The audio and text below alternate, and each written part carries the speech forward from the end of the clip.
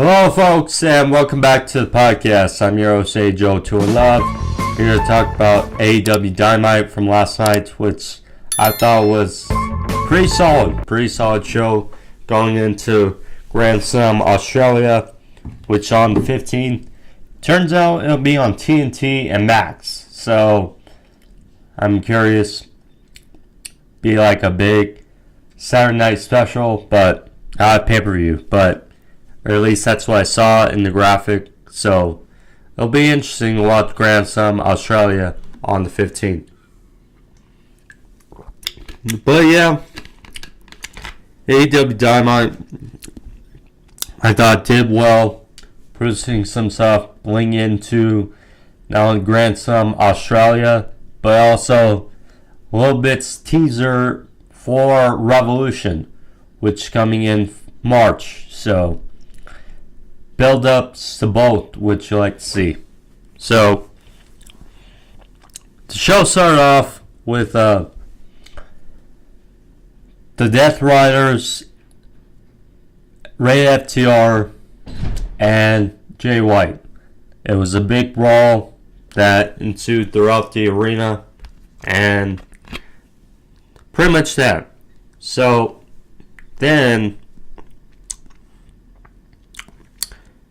if you didn't watch Collision, Ab Copeland, or Cope, laid out a challenge. He challenged John Moxley, to an AEW World Championship match at Revolution in Los Angeles. And they were there after a brawl, and Cope wanted an answer. And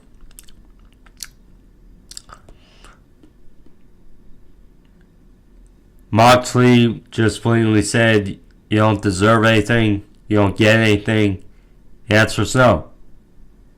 So then Jay White offered up another challenge. And of course we were curious how things were going to go leading into Grand Slam Australia, because we knew a handful, if not all the competitors involved, were going to be taking place on the show. So we got Jay White making a challenge to Moxley, saying that no rules tag team match. It would be Jay White and Adam Copeland versus John Moxley and Claudio Castagnoli in a Brisbane brawl, in Australia. So it's all of a move, and you like to see. Now, good, because obviously it gets Jay White on the show, and Moxley too, and Copeland and Moxley, will obviously have some tensions during the match, and Moxley said no. So they're going to bleed into this going into Revolution, and we'll see. But yeah, I like the decision for the tag team match, Bristol Roll. It seemed like it was either going to be, especially after Cole played out the challenge, that was either going to be likely a 8-man tag or John Moxley versus Jay White. So Jay White and Copeland versus Mox and Claudio. Very sound and good decision for Grand Slam. So then we have Will Ospreay versus a member of the Don Callis family. And people were, I guess you can say some people were frantic on social media because it was like, okay, well, Kyle Fletcher and Konosuke Takeshita are going to wrestle the Hounds of Hell in Buddy Matthews and Brody King on the show. So it's like, okay. So then, wrestled Brian Cage last week. So then, the options pretty much were Lance Archer, but then why wouldn't they just say Lance Archer? And then people were talking about Trent Beretta. Trent Beretta, a couple months earlier, or a couple months ago when he was feuding with Orange Cassidy, he was trying to get on the good side of, Don Callis, and Trent's, been out of action for a bit. So I think people were getting a bit frantic.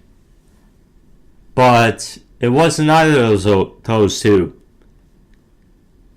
As it was announced as Kyle Fletcher's tag team partner in Aussie Open, former United Empire member under Will Ospreay, Mark Davis.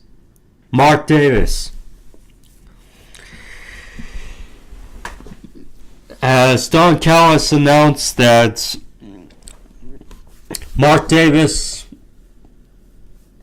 he signed Aussie Open a couple years ago, so Mark Davis is doing this on behalf of Don Callis. So the crowd ate it up. You like to see Mark Davis, along with Kyle Fletcher, is one of the best tag teams, we've seen in recent memory.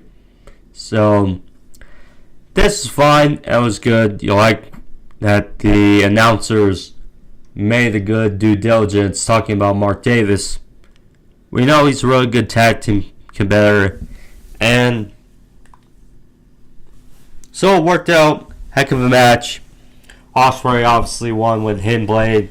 There you go. So afterwards, Kenny Omega came out, cut a little promo. Don Callis was not too happy. Same with Kyle Fletcher and Konosuke Takeshita. So then, funny thing is afterwards, Kenny Omega did his catchphrase, "Good night, moi," and "Good night, bang," and then got some huge pyro after that. And Kenny Omega was like, that even surprised me.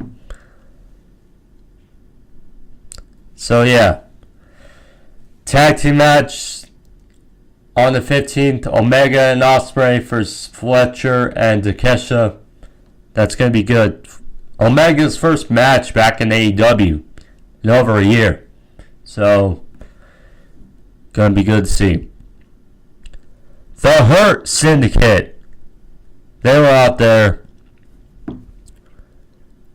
At first, MVP gave Prod Party some praise, but said at the same time they were in the Hurt Syndicate's way. So then offer open the door for anybody to step up and try to challenge the Hurt Syndicate for the tag titles. So then, after a couple weeks of videos,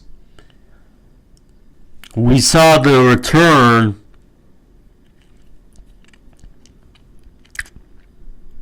of two ass boys, aka the Guns, Austin and Colton. They returned and it was good. Good to see them back. Have not seen them in quite a few months. I believe, because Juice got hurt, and then Austin, I think, went down an injury, and then they didn't really use... I'm not sure if Colton went down with an injury, but I guess they figured, well, when Austin's healthy, then bring them back. So, yeah, very good. Good to see him back. They got in the ring, talked with the Hurt Syndicate a bit, and MVP throughout the challenge. Next week, the Hurt Syndicate versus the Guns for the AEW Tag Team titles. Now, like the step up of the Guns, wanting the tag titles back. Obviously, now you wonder, could this play into Grand Slam Australia? It's a possibility, but we'll see how it goes. But yeah, good to see Austin Colton back, and yeah, her Syndicate on every show is just fun. Harley Cameron, hilarious. So, multi-talented, she can sing, she can be a puppeteer. She was working on a Mercedes Moné puppet in the back. So, if you're wondering, she won her first match in AEW on Saturday on Collision over Taya Valkyrie. And Mercedes Moné was in the back. Obviously, she was not too thrilled with being mocked, so to speak. So, now this is a lot. It's been a couple weeks since they've flaunted or teased, Mercedes Moné and Harley Cameron in segments. So, I'm curious, or you're just curious if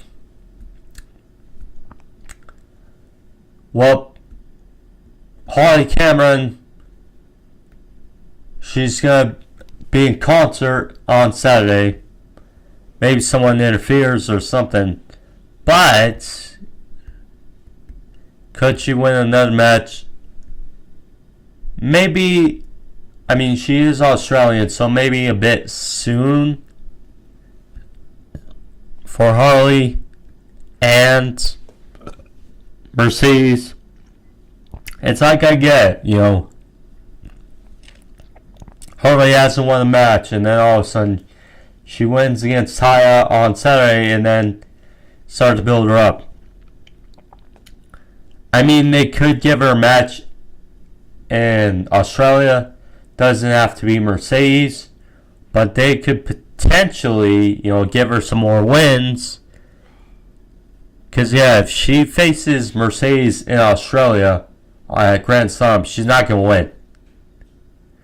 So it's like maybe they give her a match, Australia, maybe Deonna Purrazzo, maybe someone else, and then she gets a good, feel-good moment there, and then they build her up a little more, and then we have Mercedes versus Harley at Revolution.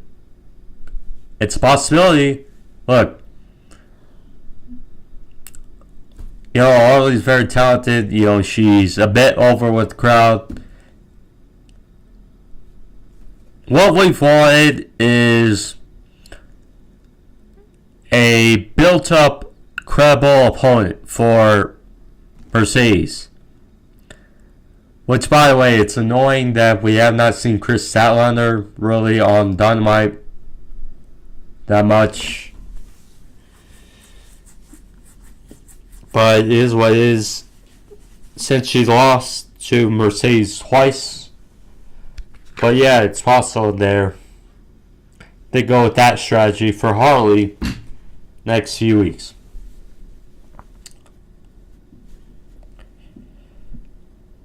Hangman Page, she was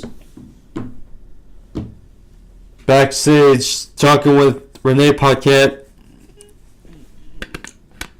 was asked about potentially or trying to get into Swerve Strickland's locker room to try to talk to him, and Hangman was irate, told him to not ask him about that again. And then she tried to ask him about Christopher Daniels, and asked him if he feels regret, and he kind of paused, kind of looked conflicted, but it was kind of like, no, I don't have any regret. Talking about how Daniels stepped over the line, and he ended him in Texas Death Match, so there. So then, we hear Max Caster, of all people,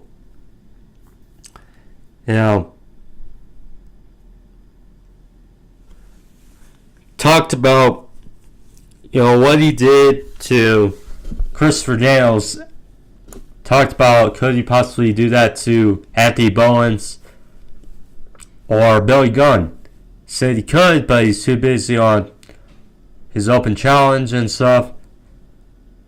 So Hangman Page said, he feels like putting someone in the hospital, but he says he doesn't see Bowens or Billy Gunn, but he sees him.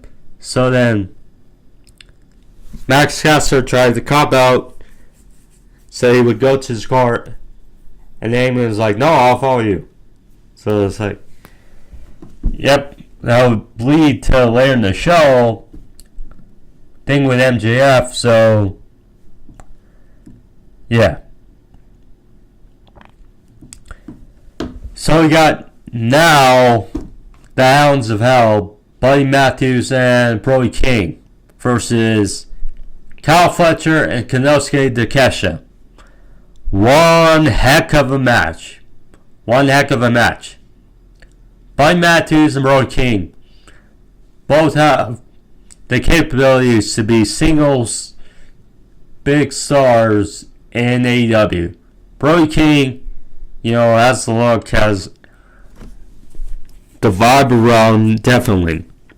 Of course, it sucks. No Malachi Black. This House Black is basically done. But yeah, this was a hell of a match. Hounds of Hell, beat Gates of Agony on Saturday, and then bleeding into this. It was a fun tag team match, in which Kyle Fletcher pinned Brody King with the help of Takeshita, helping him on the Brainbuster. So there you go.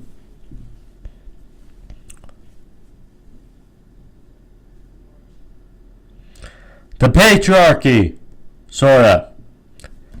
So Samoa Joe and Hook were looking for the Patriarchy, Christian Cage, and couldn't find them, but they were met with Nick Wayne and Kip Sabian. So it was kind of silly, but ferocious at the same time, because you left Samoa Joe. Hook, still going to be a while, but he's going to come to his own. And so they attacked Nick Wayne and Kip Sabian outside the Patriarchy's dressing room. And it was funny because as we were getting attacked, you see Christian Cage and Shayna Wayne. They peek out at their dressing room door and they notice the carnage that's going on, and they just hide. And then Samoa Joe and Hook enter the dressing room, and you could see Christian Cage and Shayna Wayne. They're just hidden. Yeah. Anyway, it was funny. So they said they left a message. So there you go. They left. And then Christian and Shayna, when they noticed the coast clear, they walk out of the dressing room and they noticed Wayne and Sabian. They're like, What happened, guys? What happened? It was funny. MJF. So MJF was out there, talked about Jeff Jarrett, talked about his downfall last week against Claudio, and then talked about how he's soon to have his eyes on, again, the Triple B, the World Championship. So, all of a sudden, Max Caster floods into the ring. And then, MJF is annoyed about getting interrupted. So then Hangman trots out because he's after Max Caster. And once again, we see, although it was brief, MJF and Hangman cross hairs and face to face. Now, Max Caster skirted off in the crowd and they fought against each other. And MJF, I imagine he was calling,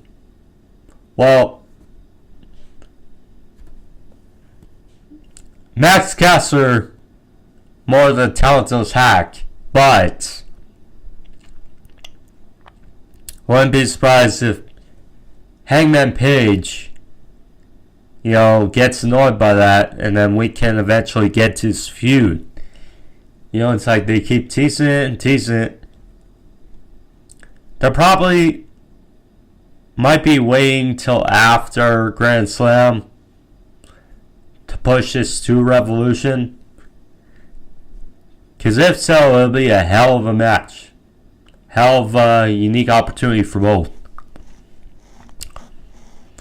So then Dustin Rhodes trots out, interrupts MJF. MJF was not happy. Dustin Rhodes, supported Jeff Jarrett last week, or comforted him in his loss. Talked about their history and whatnot. So, Dustin Rhodes said he talks about people not here, specifically Owen Hart. And MJF proceeded to clown Dustin Rhodes, or per se, talk about how he took a long time to get out of his daddy's shadow, and now he's in the shadow of his little brother, hence Cody. So then he got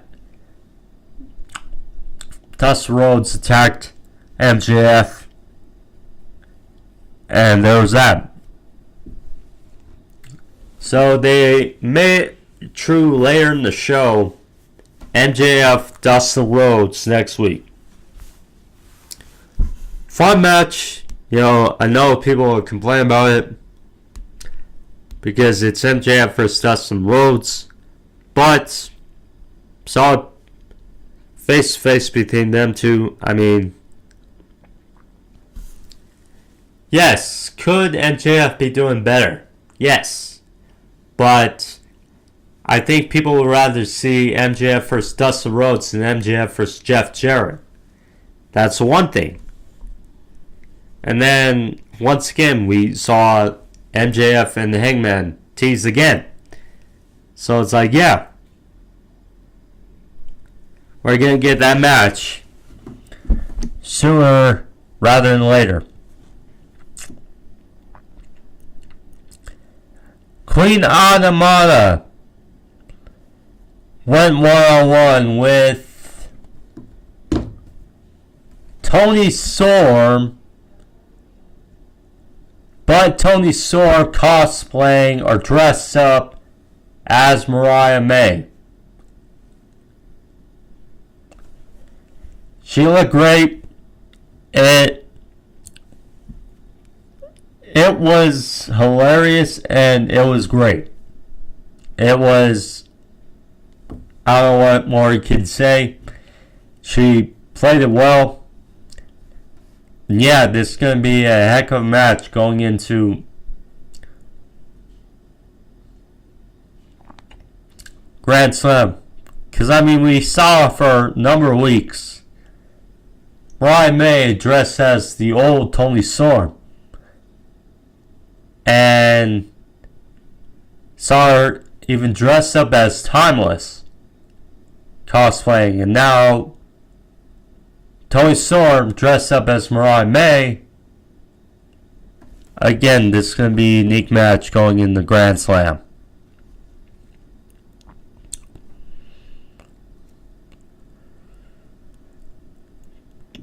Chris Jericho and the Learning Tree, they had a bit of a segment. Powerhouse Hobbs, he attacked.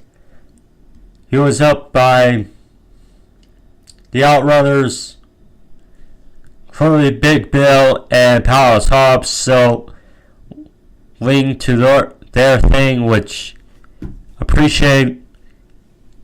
Like to see Jericho, Bandito, and Brian Keith gonna have a match on Collision. So there you go. Main event. You liked between Swerve Strickland and Ricochet. Ricochet wasted no time. He attacked Swerve with a chair before the match numerous times. Eventually they got to the match and it was fun. It was good to see. You know, there was a number of times where it looked like Swerve was going to win this. And I liked the finish. It was interesting. So,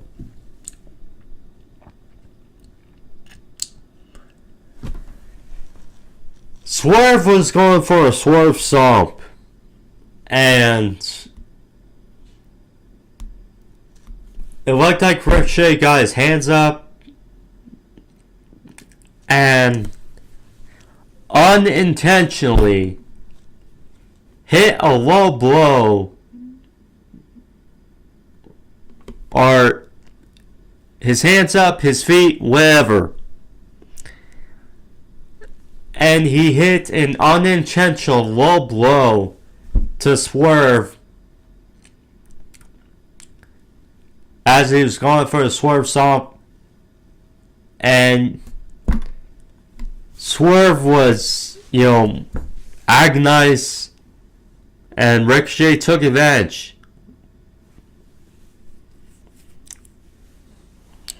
He hit the spirit shot to the back head of Swerve and pinned, basically clean, the former AEW World Champion Swerve Strickland 1-2-3. So a hell of a moment for Ricochet in AEW. He's pinned Swerve. Now afterwards, so Swerve, his entrance, came out to the wearing the Jimmy Rave /